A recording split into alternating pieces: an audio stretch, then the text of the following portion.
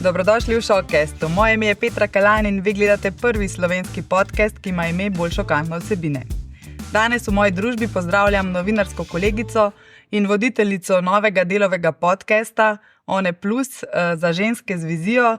Z mano je Manca Čampa-Pavlin. Lepo pozdravljena. Živijo, Petra, živijo. Zdaj, ti si nov obraz naše medijske hiše. Prihaja nov podcast, v katerem bomo spregovorili potem. Ampak za začetek, te pa prosim, kaj si mi prinesla? Svoje goste vedno prosim, da se nekako mi predstavijo skozi 3 osebne predmete. Kaj si nam danes prinesla? Kar tako za začetek. Kar tako, ja. Evo, v bistvu tako, zelo rada berem, zelo rada tečem, pa zelo rada pišem. Tako da prinesla sem knjigo, tako na hiter sem eno pobrala iz mize. Paulo Coelho pa najbrž je kar na mestu, zato ker pač ljubezen je ena tista stvar, ena tista reč, s katero se vsi ukvarjamo, vse povsod. In pač je tudi ena taka pozitivna zadeva, ki si želim, da pač bi vsi bolj začutili, sploh tako jeseni, ko pride zima, v tem obdobju, ko smo vsi malo bolj melanholični, da ne glede na to, kaj počnemo, nas vedno spremlja ljubezen. Tako da to je to. Drugo so tekaški copati. Sem ti prej omenila, da pač čistila jih nisem. 2 dni nazaj sem šla teč, tako da je živ.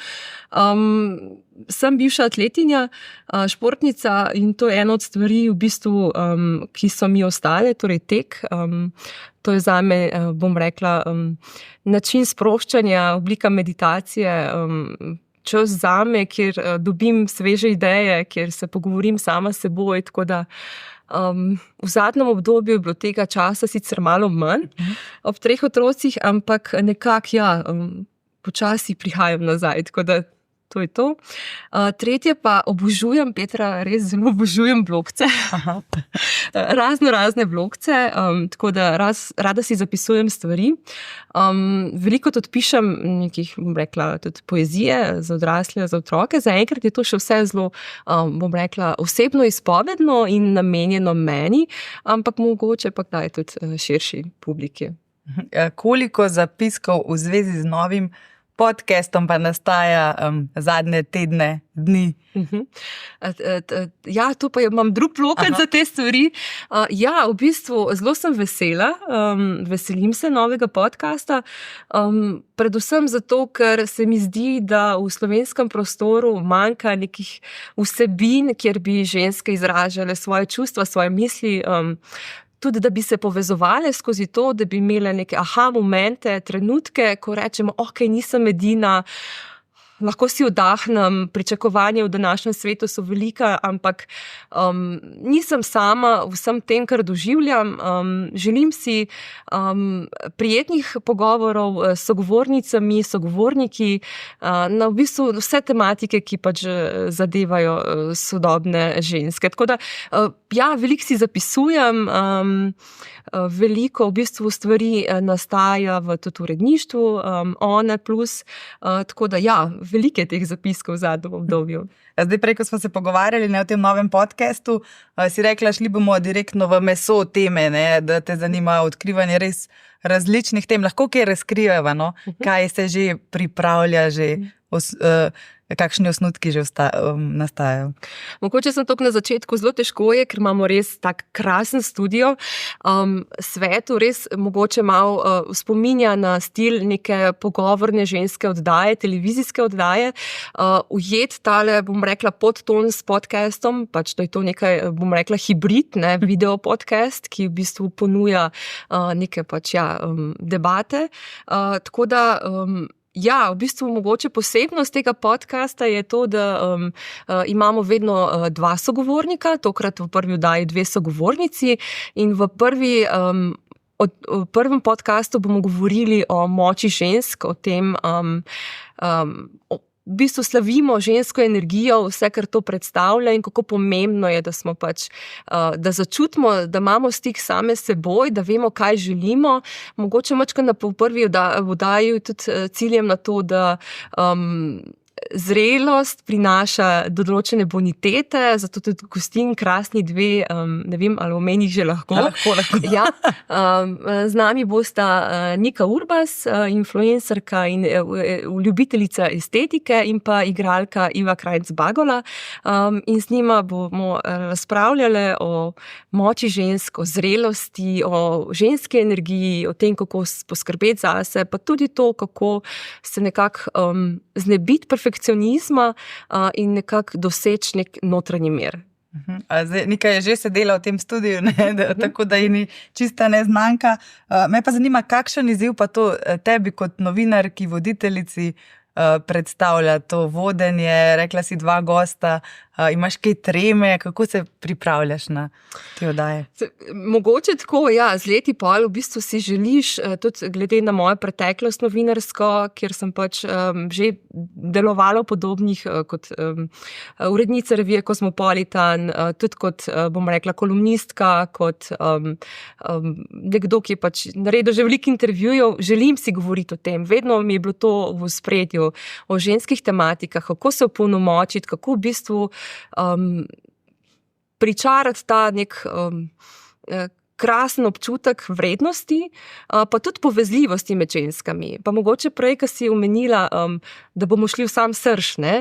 Ravno tega si želim, ne da bomo govorili samo o lepih stvareh, ampak da govorimo o stvareh, ki so včasih lahke, včasih težke, pač življenje veliko stvari prinese. In recimo eno od tematik je tudi minevanje, ki se ga bomo lotili, ampak želim, da je vedno na koncu nek tak dober občutek, ko se lotevamo tem. Druga tematika je ženski hormoni, ali bi se ženske v zrelih letih, ali pa ne glede na to, v katerem obdobju se nahajamo, mogle sprijazniti s svojimi hormoni, ali je prav, da se poslušamo, da raziskujemo, da se kaj druge naučimo, da si poiščemo mogoče neke informacije o tem, kako se bolje počutiti v svoji koži. Lotevali se bomo tudi tem, ki zadevajo mogoče starševstvo, najstništvo, odnose med ženskim in moškim svetom, ne. Za kako je res danes, bom rekla, veliko je ločitev, veliko je, bom rekla, razhajen ali pa mogoče se več ne znamo toliko začutiti, no? Pa si želim nekako izpostaviti to, kako se spet povezati v teh odnosih. Tako da ja, tematik ne zmanjka, jih imamo kar veliko planiranih in ja, veselim se vsega tega. A koliko bodo pa mogoče vse tvoje življenjske vloge, ki si jih že zdaj malo omenila, pripomogle tematikam, ki se jih boste lotevali, ne? Si odlična novinarka, prevzemala si tudi že vodilne funkcije, si mama 3 otrokom, koliko boš sebe dala v te pogovore? Absolutno ja, čeprav želim, da so gostje v ospredju. Je pa res to, da pač z leti si pridobivaš izkušnje, ja, zoriš, pač se veliko novega naučiš o sebi in mogoče iz teh aspektov lahko izhajam, no, kot vprašanja, ki mene zanimajo, ki zanimajo, bom rekla, moje prijateljice, moje vrstnice, pač ljudi, ki jih srečujem. Tako da vsekakor je to pomembno, no. Vse stvari v življenju te na nek način definirajo in izoblikujejo. Tako da verjamem, da ravno zaradi teh izkušenj mogoče bom lahko direkt spustila kakšno tako bombico, ko je tudi mogoče gosti ne bojo pričakovali, pa bo veliko pomenilo poslušalcem, gledalcem. Mogoče skozi tvoje oči, zdaj kako težko je biti ženska leta 2024, je biti lažje, teže kot v preteklosti? Jaz bi tako rekla, tudi iz mojega osebnega raziskovanja. Čutim, da je lepo, tudi jaz sem zadovoljna sama seboj, čutim pa tudi, da bi se ženske res lahko več povezovale med seboj, da bi lahko v tem svetu, ki je zelo, bom rekla, dostikrat storilnostno naravnan, gre bolj za neke moške energije, da bi bile bolj ženstvene, da bi se bolj znale urediti, da v bistvu bi začutile ta svoj aspekt, ki ga imamo in verjamem, da na tak način bi tudi lahko omehčale marsikatero situacijo, zadevo, odnos. Tako da jaz mislim, da je lepo biti ženska v današnjem času.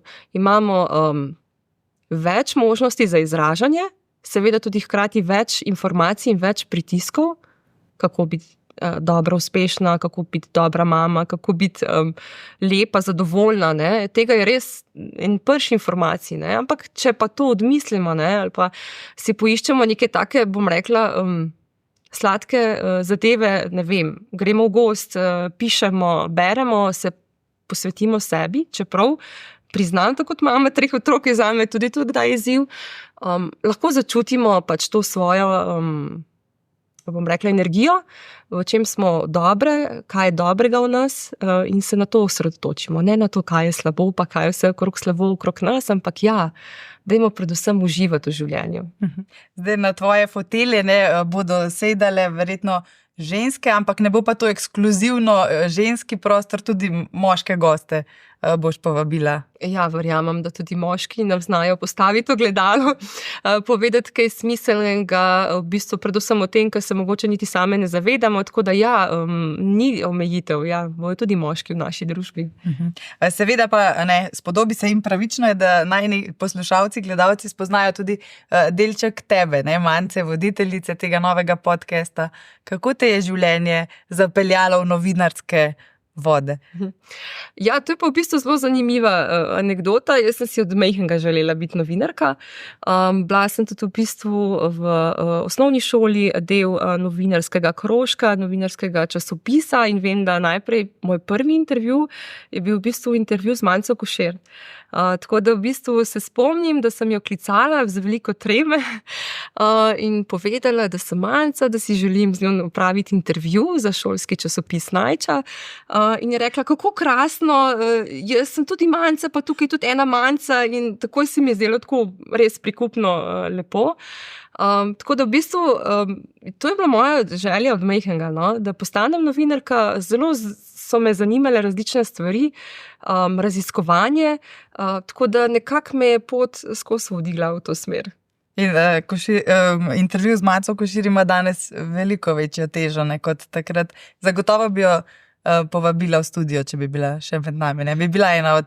Bi bila, absolutno. Z Manco sva se večkrat dopisovali v različnih obdobjih. Mi je pa mogoče v zadnjem obdobju ostalo, spomladi sem ji pisala za en članek, za sodelovanje, ravno o staranju in o tem, kako ženske zorimo z leti.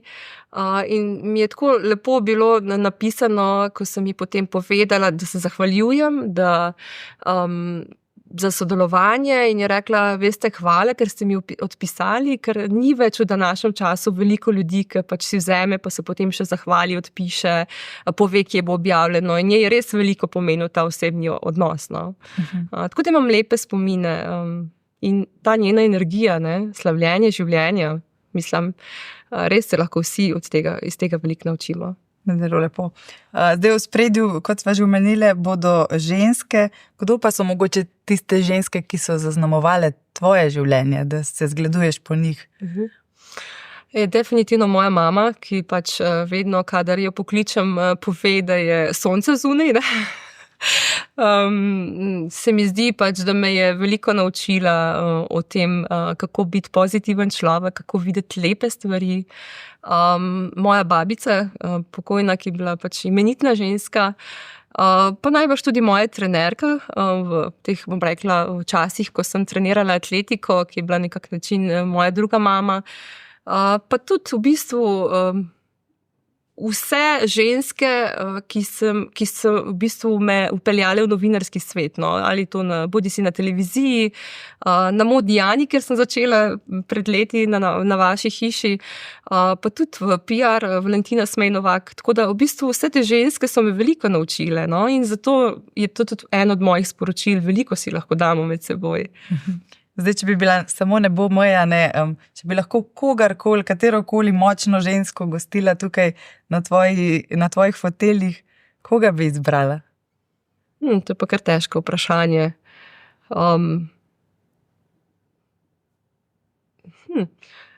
Mogoče, no, najbrž bi se odločila za koga, pač, ki ga ni več med nami, za ženske, ki pač so mi veliko pomenile, pa jih ni več med nami. Ja, tako da Ja, rečemo malce košer, res z veseljem. Kaj pa mogoče kakšno žensko svetovnega kova, se kdaj zgleduješ po kakšnih teh velikih imenih? To ravno ne, so mi pri srcu kakšne igralke ali pa kakšne mogoče izpostavljene v medijskem svetu, da bi se jih pa prav tako zelo zgledovala, pa ne. Mogoče mi več pomeni mnenje tistih ljudi, ki jih poznam, ki jih cenim v svoji okolici. Tako da, ja.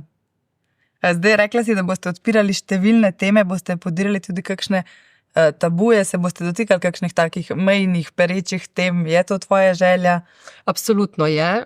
Ena od tega, oziroma od teh tematik, v bistvu tudi sama se zelo, kot mama 3 otrok, zavedam vpliva digitalnega sveta, tako da ena od prvih tem, ki jih bomo izpostavljali, je ravno to, kako bi otroci, pa tudi najstniki, morali se bolj izklopiti, več brati, več biti v naravi in manj posegati po tem digitalnem svetu.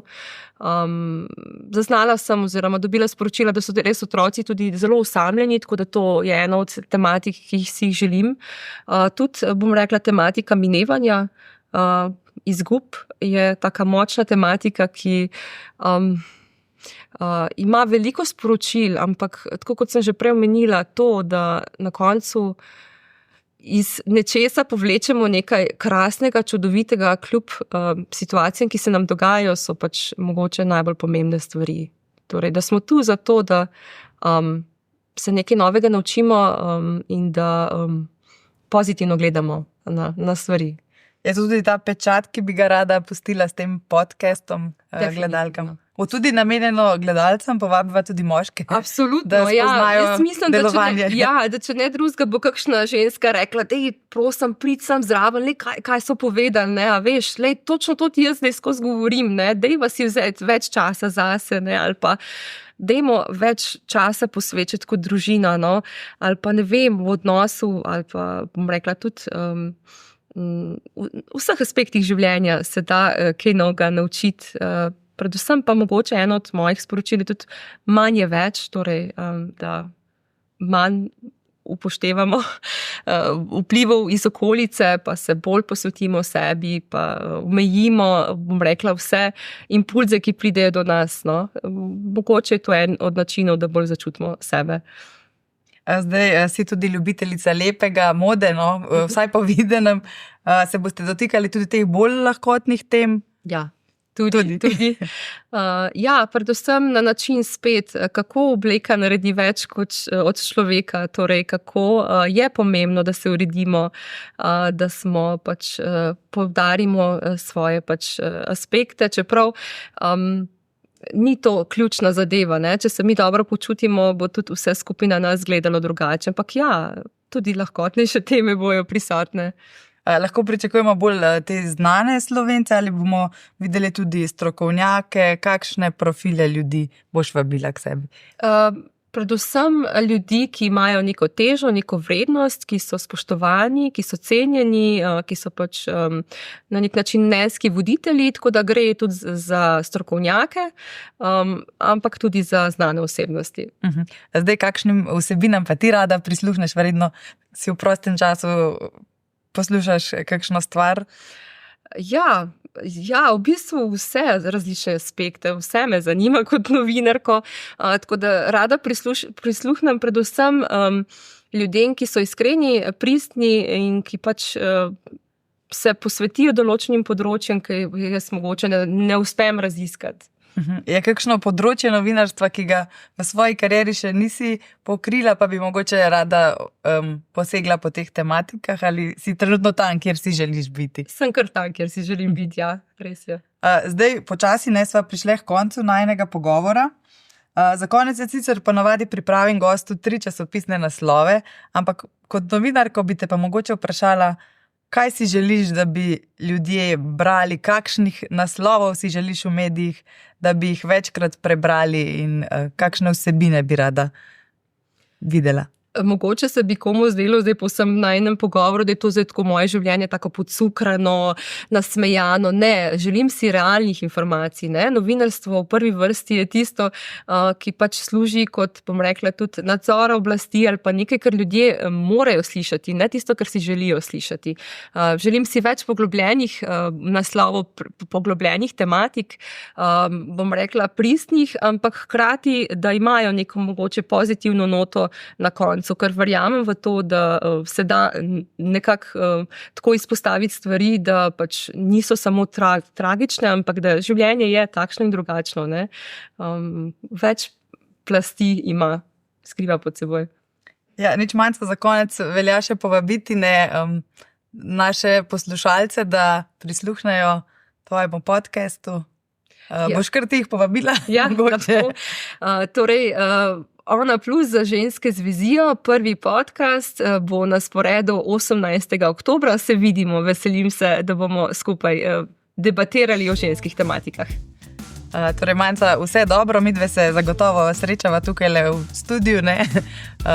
In bomo spremljali. Super, hvala, se veselim. To je bil Showcast, hvala, da ste bili z nami.